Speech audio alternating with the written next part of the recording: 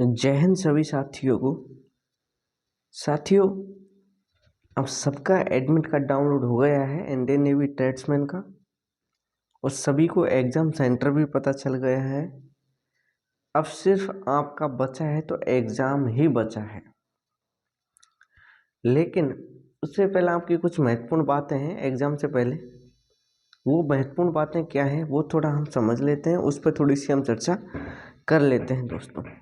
दोस्तों मैं हूँ इंडियन नेवी की ऑफिशियल वेबसाइट पर, और जिन बच्चों का इंडियन नेवी ट्रेड्समैन का एग्ज़ाम है उनके लिए महत्वपूर्ण बात है, महत्वपूर्ण छड़ी है।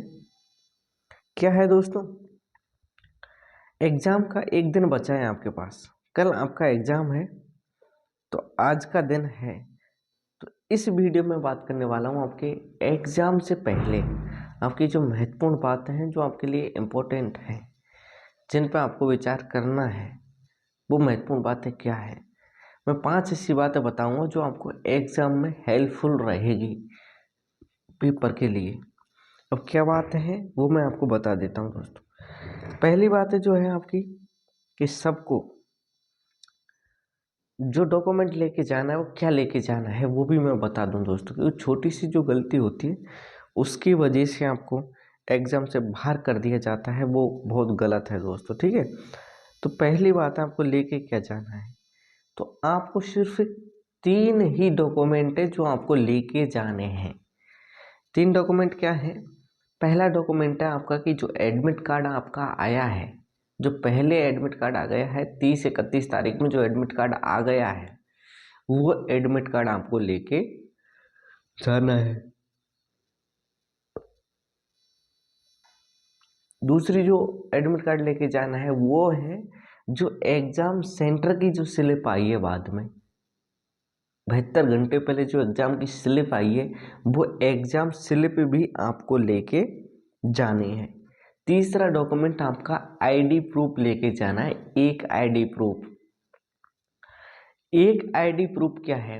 एक आईडी प्रूफ में आपको लेके जाना है आपका, चाहे आधार कार्ड हो, चाहे आपकी वोटर आईडी कार्ड हो, चाहे आपका ड्राइविंग लाइसेंस हो, चाहे आपका पैन कार्ड हो, चाहे आपका बैंक की पासबुक हो जिस पर फोटो लगा हो और मैनेजर का स्टैम्प हो, नीचे आपका एड्रेस प्रूफ हो, वो लेके जाने। या आपकी डोमिसाइल हो वो भी आपका चल जाएगा। यानी जो आपका photo valid government issue ID है जिस पर फोटो है, वो आईडी आपको लेके जाना है। ठीक है दोस्तों। और एक और इम्पोर्टेंट, जो फोटो आपने एडमिट कार्ड में लगाया है वही फोटो, एक फोटो एक्स्ट्रा लेके जाना है। मैं ये एडवाइस दूंगा दोस्तों, ठीक है, क्योंकि वो आपका जो एडमिट कार्ड होगा, एडमिट कार्ड को वो अपने पास रख लेंगे, एडमिट कार्ड आपको नहीं देंगे।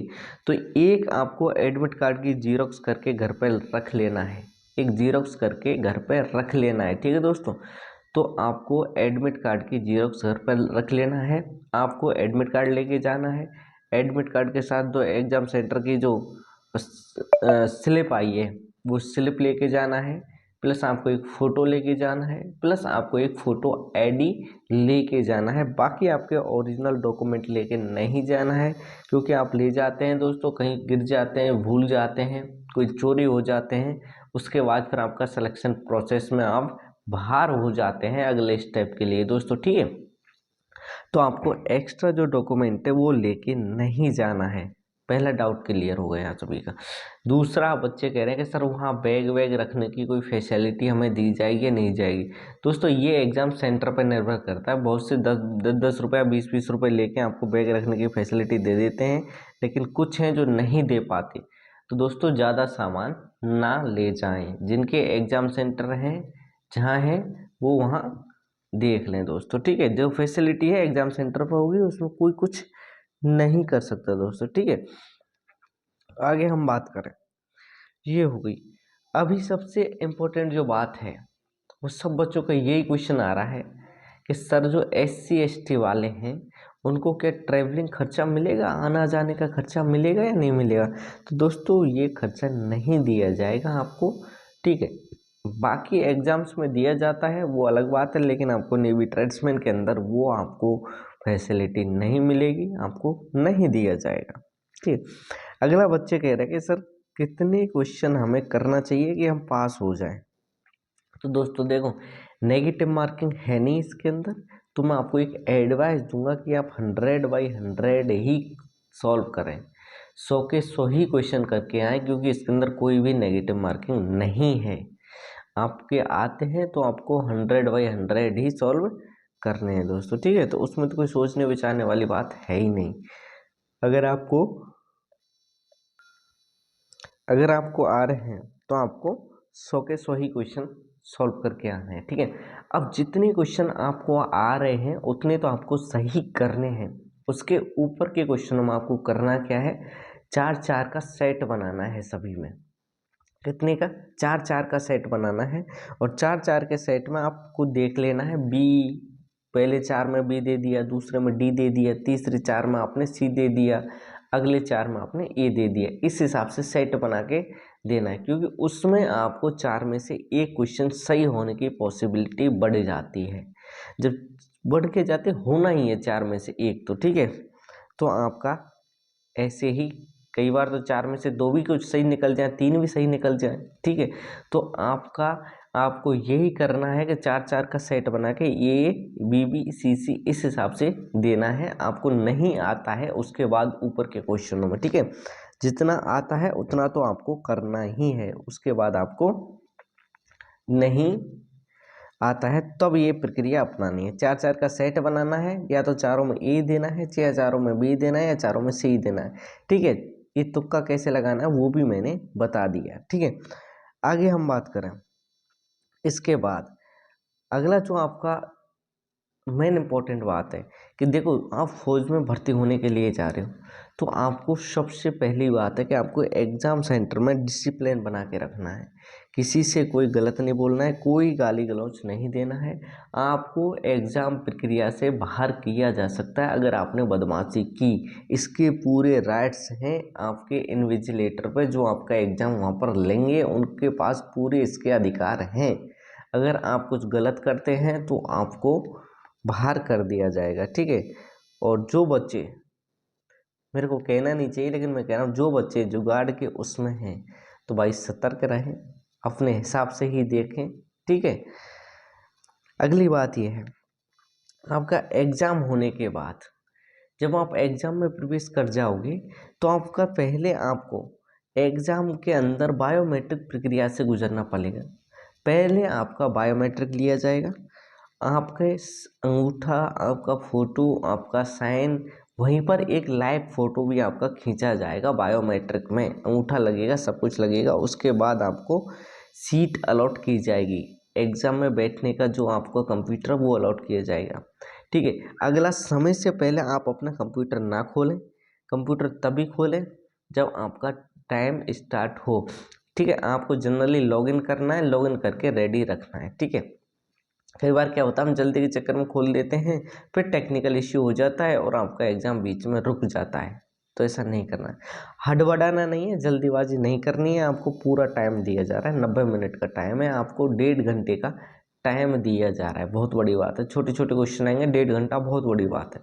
इतना टाइम दिया जा रहा है, हड़बड़ाना है नहीं, जो आता है वो करना है और टाइम पे करना है, ठीक है। ज़्यादा इधर ताका झांकी करनी नहीं है, जिससे कि आपको दिक्कत आ सकती है दोस्तों, ठीक है। क्योंकि फौज में इतना कोई सोच विचार करता नहीं है, ठीक है। तो ये आपका जनरल एग्जाम से वो, ठीक है। जब एग्जाम आपका हो जाए, एग्जाम पूरा होने के बाद ही जब इन्विजिलेटर आपसे कहे कि अभी आप छोड़ सकते हैं एग्जाम सेंटर को या कंप्यूटर को छोड़ सकते हैं, तभी आपको छोड़ना है, उससे पहले नहीं छोड़ना है। चुपचाप आप अपने क्वेश्चंस करते रहना है, ठीक है।